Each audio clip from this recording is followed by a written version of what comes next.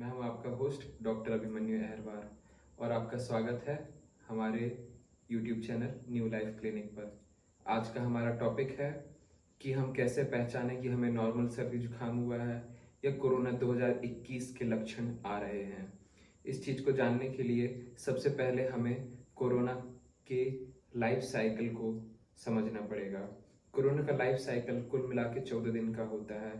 इसमें शरीर में अंदर आने से लेके बाहर निकलने तक की सारी अवस्थाओं के बारे में आज आपको मैं बताऊंगा। सबसे पहले हमें जानना होगा कि हम किस कोरोना के इन 14 दिन में से किस अवस्था में आज हैं, ताकि हम अपना बेहतर इलाज ले सकें और लक्षणों के पहचान सकें और ये भी जान सकें कि ये कोरोना का संक्रमण है या कि एक नॉर्मल संक्रमण है। आइए तो हम जानते हैं कि कोरोना के 14 दिन के कार्यकाल में फेफड़ों के अंदर वो क्या क्या गतिविधियों पे फोकस करता है। जैसे ही कोरोना का संक्रमण किसी नॉर्मल इंसान को होता है तो पहले दिन उसे सर्दी, खांसी या फिर बुखार जैसी एक लक्षण आते हैं। इसके बाद 2-3 दिन तक यह अवस्था बनी रहती है जिसमें बुखार का आना और जाना लगा रहता है। ये बुखार का आना जाना इसलिए होता है क्योंकि संक्रमण के कारण हमारे फेफड़ों में लगातार इन्फ्लेमेशन या सूजन बन रही होती है।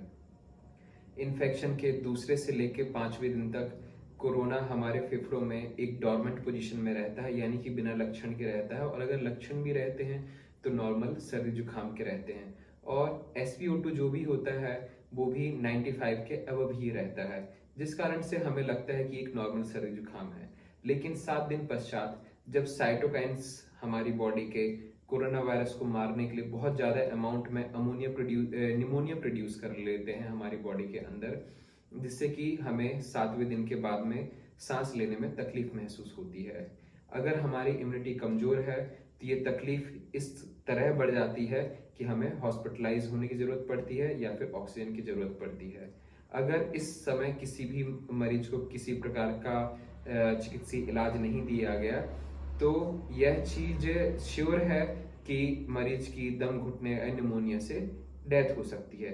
या फिर अगर वो कोरोना इन्फेक्शन से बच भी गया तो कोरोना के बाद आने वाले जो लक्षण हैं जैसे कि टाइफाइड, डायबिटीज, फिर ब्लड कोगुलेशन जिससे ब्रेन हेमरेज या हार्ट अटैक के चांसेस बढ़ने लगते हैं, तो ये सिचुएशन आती है। तो इस तरह से कोरोना एक पहले दिन से लेके 7वें दिन तक डॉर्मेंट पोजीशन में रहता है। उसके बाद वो एग्रेसिव नेचर दिखाता है निमोनिया के कारण। अतः अब हम समझ सकते हैं कि कोरोना से ज्यादा डेथ नहीं होती है। डेथ होती है हमारे इम्यून सिस्टम के रिस्पॉन्स के कारण, साइटोकाइन्स के ज्यादा से ज्यादा बनने के कारण, और उन साइटोकाइन्स का हमारी स्वस्थ कोशिकाओं पे फेफड़े की हमला करने के कारण, जिस कारण से हमें सांस लेने में तकलीफ होती है। और 7वें से 8वें दिन बाद लगातार हमारा SpO2 बहुत तेजी से गिरता है। उसके पहले हमें किसी प्रकार के सिम्टम नहीं आते हैं। अब यह 8वें से 9वां दिन या 7वें के दिन के बाद जो भी प्रॉब्लम हमें होती है, हम कैसे पहचाने कि हमें नॉर्मल 7 दिन तक नॉर्मल सर्दी जुकाम था या कोरोना का लक्षण है। तो यहाँ हमें याद रखने वाली ये बात है कि हमें सबसे पहले अपना कोरोना इन्फेक्शन या सर्दी जुकाम का पहला दिन जानना होगा, क्योंकि कोरोना 14 दिन तक आपके शरीर में रहता है। इसलिए हम किस पोजीशन पे हैं, किस दिन पर हैं, इसको जानना बहुत ज़्यादा जरूरी है, ताकि हम समझ सकें कि एक नॉर्मल सर्दी जुकाम है या हमें कोरोना के लक्षण आ रहे हैं। यदि आप देखते हैं कि पहले से लेकर 7वें दिन तक लगातार आपको कमजोरी आती है, हल्का फुल्का बुखार आता है और SpO2 आपका 97 से ऊपर रहता है और आपकी पल्स रेट 90 से नीचे रहती है, तो ये एक सीधा सिम्टम है कि आपको नॉर्मल सर्दी जुकाम हुआ है।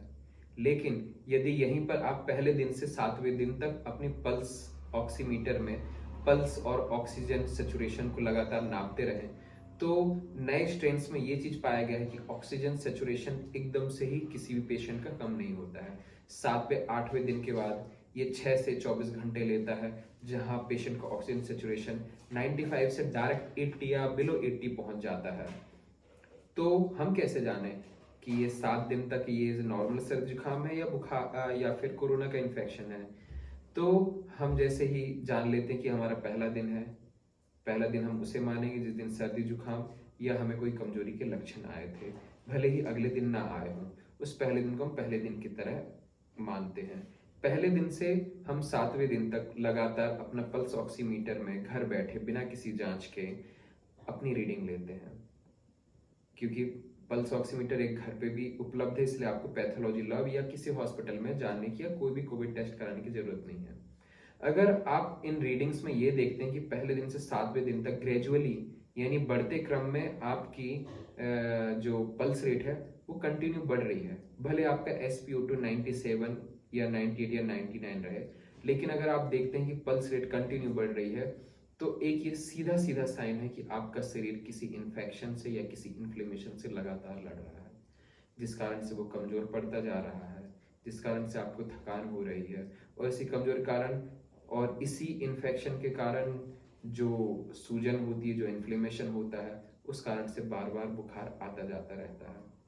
इसलिए यदि पहले दिन से लेके 5वें 6वें दिन तक आपकी पल्स लगातार बढ़ती जा रही है, SpO2 भले ही सामान्य हो और साथ में आपको बुखार आ रहा है, जा रहा है, और शुरुआत में आपको की भूख बंद होती है 3 दिन तक, उसके बाद एकदम से भूख बढ़ जाती है, जो कि ये बताती है 3 दिन तक भूख कम होना, यानी कि इन्फेक्शन कम रहा शरीर में।